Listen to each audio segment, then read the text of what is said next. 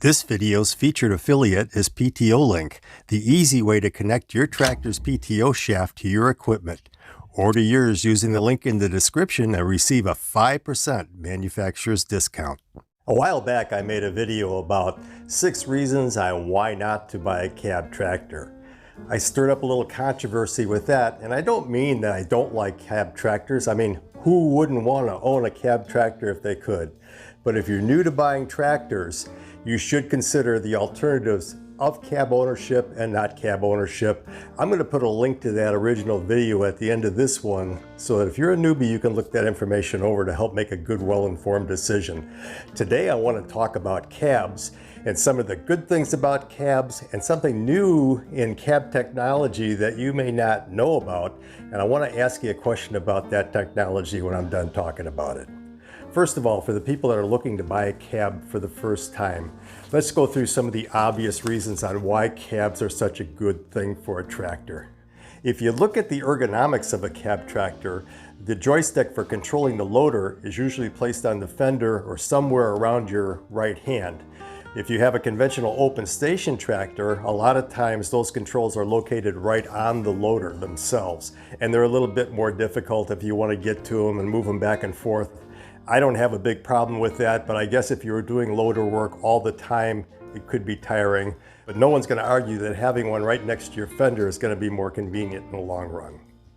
The second thing that's a big advantage about cabs, of course, is the all-weather capability of them.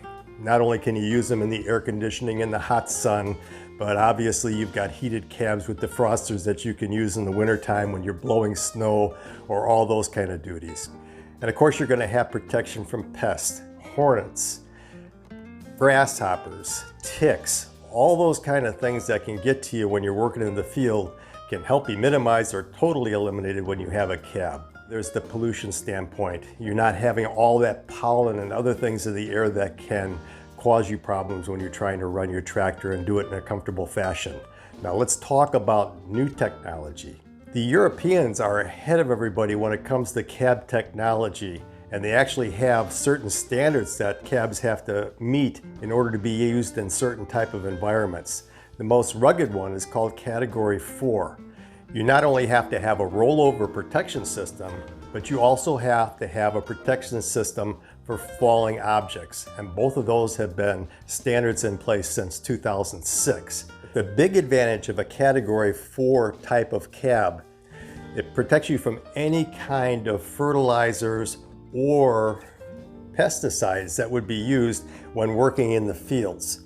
And the way that they achieve that is that they have a slightly pressurized cabin, and it forces all of the air that enters the cabin to go through some super micro filters that filters out all that possible stuff. This kind of cab is the perfect fit for a tractor like Antonio Carrero makes, which is designed to be used in vineyards and orchards and things of that nature. It's a perfect application.